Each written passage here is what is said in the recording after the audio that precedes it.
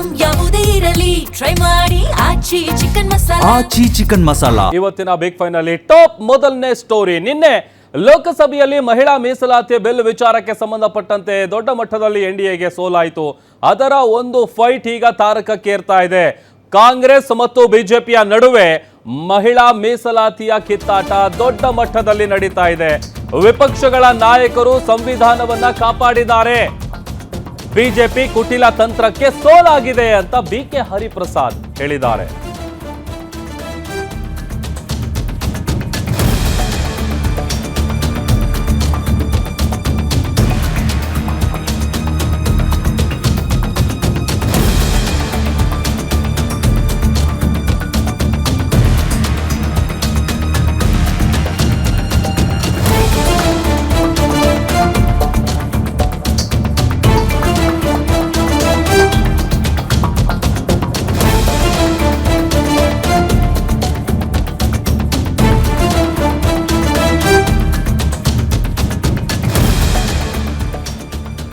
ಕೈ ಕಮಲದ ನಡುವೆ ಮಹಿಳಾ ಮೀಸಲಾತಿ ವಿಚಾರಕ್ಕೆ ಸಂಬಂಧಪಟ್ಟಂತ ಫೈಟ್ ತಾರಕಕ್ಕೇರ್ತಾ ಇದೆ. ವಿಪಕ್ಷಗಳ ನಾಯಕರು ಸಂವಿಧಾನವನ್ನ ಕಾಪಾಡಿದ್ದಾರೆ. ಬಿಜೆಪಿಯ ಕುಟಿಲ ತಂತ್ರಕ್ಕೆ ಸೋಲಾಗಿದೆ ಅಂತ ಬಿಕೆ ಹರಿಪ್ರಸಾದ್ ಹೇಳಿದ್ದಾರೆ. ಬಿಲ್ ಸೋಲಿನ ಬಗ್ಗೆ ಕಾಂಗ್ರೆಸ್ ನಾಯಕರು ಸಮರ್ಥನೆ ಮಾಡ್ಕೊಳ್ತಾ ಇದ್ದಾರೆ. ಇತ್ತ ಬಿಜೆಪಿ ನಾಯಕರು ಕಾಂಗ್ರೆಸ್ ಮಹಿಳಾ ವಿರೋಧಿ ಅಂತ ಟೀಕೆ ಮಾಡ್ತಾ ಇದೆ. ಕಾಂಗ್ರೆಸ್ನ ರಕ್ತದಲ್ಲೇ ಮಹಿಳಾ ವಿರೋಧಿ ಮನಸ್ಥಿತಿ ಇದೆ. ಮಹಿಳೆಯರು ಸಂಸತ್ಗೆ ವಿಧಾನಸಭೆಗೆ ಬರೋದು ಇವರಿಗೆ ಇಷ್ಟ ಇಲ್ಲ. ಕಾಂಗ್ರೆಸ್ನ ವಿರುದ್ಧ ವಿಪಕ್ಷ ನಾಯಕ ಆರ್ ಅಶೋಕ್ ಅವರು ವಾಗ್ದಾಳಿ ನಡೆಸಿದ್ದಾರೆ.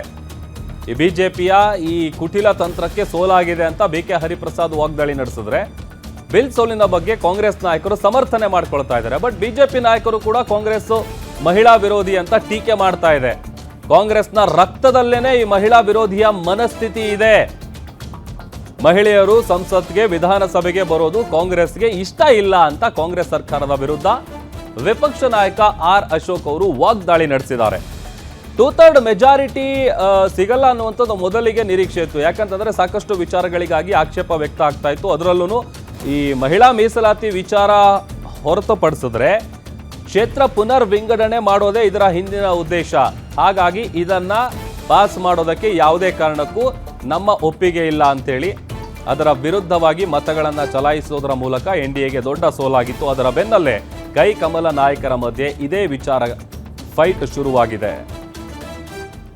ಮಹಿಳಾ ಮೀಸಲಾತಿಗೆ ಸೋಲಾಗಲಿಲ್ಲ, ಇವರ ಕುಟಿಲ ತಂತ್ರಗಳಿಗೆ ಸೋಲಾಗಿತ್ತು. ಭಾರತೀಯ ಜನತಾ ಪಾರ್ಟಿ RSS ಅವರ ಕುಟಿಲ ತಂತ್ರ ಏನು ಅಂತ ಹೇಳಿದ್ರೆ, ಈ ದೇಶದಲ್ಲಿ ಸಾವಿರಾರು ಲಕ್ಷಾಂತರ ಜನ ಈ ದೇಶಕ್ಕೆ ಸ್ವಾತಂತ್ರ್ಯಕ್ಕೋಸ್ಕರ ಪ್ರಾಣ ತ್ಯಾಗ ಮಾಡಿ, ಸರ್ವಸ್ವವನ್ನು ತ್ಯಾಗ ಮಾಡಿ ಈ ದೇಶಕ್ಕೆ ಸ್ವಾತಂತ್ರ್ಯ ತಂದುಕೊಟ್ಟಂತಹ ಈ ಮಹಾನ್ ಸ್ವತಂತ್ರ ಭಾರತದಲ್ಲಿ ಕುಟಿಲ ತಂತ್ರದಿಂದ ಅನಾಯಾಸವಾಗಿ ಅಧಿಕಾರವನ್ನ ಹಿಡಿಯಲು ಪ್ರಯತ್ನ ಮಾಡಿದಂತಹ RSS ಭಾರತೀಯ ಜನತಾ ಪಾರ್ಟಿಯವ್ರನ್ನ ಲೋಕಸಭೆಯಲ್ಲಿ ವಿಫಲ ಮಾಡಿ, ಅಂದ್ರೆ ರಾಹುಲ್ ಗಾಂಧಿ ಅವರಿಗೆ ಅಭಿನಂದನೆ ಸಲ್ಲಿಸಬೇಕಾಗುತ್ತೆ. ಯಾಕಂದ್ರೆ ಈ ಕುಟಿಲ ತಂತ್ರವನ್ನ ಇದು ದೊಡ್ಡ ಒಂದು ಚಕ್ರ ವ್ಯೂಹವನ್ನೇ ಭೇದಿಸಿ ರಾಷ್ಟ್ರದ ಗೆಲುವು, ಸ್ವತಂತ್ರ ಭಾರತದ ಸಂವಿಧಾನದ ಗೆಲುವು, ಅದನ್ನ ನಾವು ನಿನ್ನೆ ನೋಡಪ್ಪ ಒಂದು ಒಳ್ಳೆಯ ಚರ್ಚೆ ಆಯ್ತು ಪಾರ್ಲಿಮೆಂಟ್ ಅಲ್ಲಿ. ಇವರು ಎಲ್ಲೂ ಸಹ ನರೇಂದ್ರ ಮೋದಿ ಅವರ ಭಾಷಣ ನೀವು ನೋಡಿದಾಗ ಎಲ್ಲೂ ಸಹ ಮಹಿಳಾ ಮೀಸಲಾತಿ ಬಗ್ಗೆ ಮಾತೇ ಆಡಿಲ್ಲ. ಅವ್ರು ಮಾತಾಡಿರ್ತಕ್ಕಂಥದ್ದು ಡಿಲಿಮಿಟೇಷನ್ ಮೇಲೆ ಮಾತಾಡಿರ್ತಕ್ಕಂಥದ್ದು. ಇದು ನೋಡಿದಾಗ ಇದು ಕುಟಿಲ ತಂತ್ರವೇ. ಆದ್ರಿಂದ ಈ RSS ಮತ್ತು ಭಾರತೀಯ ಜನತಾ ಪಾರ್ಟಿಯ ಈ ತಂತ್ರಗಳನ್ನ ಸೋಲಿಸಿದಕ್ಕೆ ನಿಜವಾಗ್ಲೂ ರಾಹುಲ್ ಗಾಂಧಿ ಅವರು ಅಭಿನಂದನಾರ್ಹರು. ಅದ್ರ ಜೊತೆಗೆ ಎಲ್ಲ ವಿರೋಧ ಪಕ್ಷದ ನಾಯಕರೆಲ್ಲ ಸಹ ಒಂದಾಗಿ ಸಂವಿಧಾನವನ್ನ, ಈ ರಾಷ್ಟ್ರವನ್ನು ಯಾವ ರೀತಿ ಕಾಪಾಡಬೇಕು ಅನ್ನೋದನ್ನ ತೋರಿಸ್ಕೊಟ್ಟಿದ್ದಾರೆ. ಇದು ಮಹಿಳಾ ಸಬಲೀಕರಣ ಬಿಲ್ ವಿಫಲ ಆಗಿದ್ದು ಒಂದು ಸಾಮಾನ್ಯ ಘಟನೆ ಅಲ್ಲ, ಸಾಮಾನ್ಯ ವಿಚಾರನೂ ಕೂಡ ಅಲ್ಲ.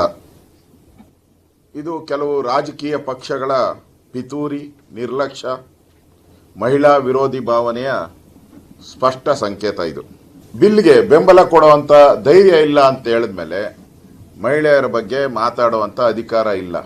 ನನ್ಗನ್ಸ್ತತೆ ಕಾಂಗ್ರೆಸ್ಸಿನ ಮಹಿಳಾ ಮೋರ್ಚಾವನ್ನ ಕೂಡಲೇ ರದ್ದು ಮಾಡಿಬಿಡಿ. ನೀವು ಯಾಕೆ ಇಟ್ಕೊಂಡಿದ್ದೀರಾ? ಏನೋ ಬಿಲ್ ಬರ್ತೈತೆ, ಪಾಸ್ ಆಗೋಗ್ತೈತೆ, ನಾವೆಲ್ಲ ಪಾರ್ಲಿಮೆಂಟ್ಗೆ ಹೊರಟೋಗ್ತೀರಿ, ನಾವೆಲ್ಲ ವಿಧಾನಸಭೆಗೆ ಹೊರಟೋಗ್ತೀರಿ, ನಮಗೂ ನಮ್ಮ ಹಕ್ಕು ಸಿಕ್ಕಿದೆ, ಇನ್ನು ಮುಂದೆ ನಾವು ಕೂಡ ಮಹಿಳೆಯರು ಈ ದೇಶದಲ್ಲಿ ಸಮಾನವಾದಂಥ ಸ್ವಾತಂತ್ರ್ಯ ನಮಗೂ ಸಿಕ್ಕಿದೆ ಅನ್ನೋ ಭಾವನೆಯನ್ನು ನೂರಾರು ಕನಸುಗಳನ್ನು ಕಂಡಿದ್ರು. ಆ ಕನಸುಗಳು ಇವತ್ತು ನುಚ್ಚು ನೂರಾಗಿದೆ. ಅವರ ಶಾಪ ಇವತ್ತು ಇದು ಕೇವಲ ಮಸೂದೆಯ ವಿಫಲತೆ ಅಲ್ಲ, ಇದು ಕೋಟ್ಯಾಂತರ ಮಹಿಳೆಯರ ಕನಸುಗಳ ಮೇಲೆ ಹೊಡೆತ ಇದು ಕೇವಲ ಒಂದು ಬಿಲ್ ವಿರೋಧ ಅಲ್ಲ, ಇದು ಕೇವಲ ಒಂದು ಬಿಲ್ಲಿನ ವಿರೋಧ ಅಲ್ಲ, ಇದು ಕಾಂಗ್ರೆಸ್ ರಕ್ತದಲ್ಲೇ ಇರುವಂಥ ಮಹಿಳಾ ವಿರೋಧಿ ನೀತಿ ಇದು.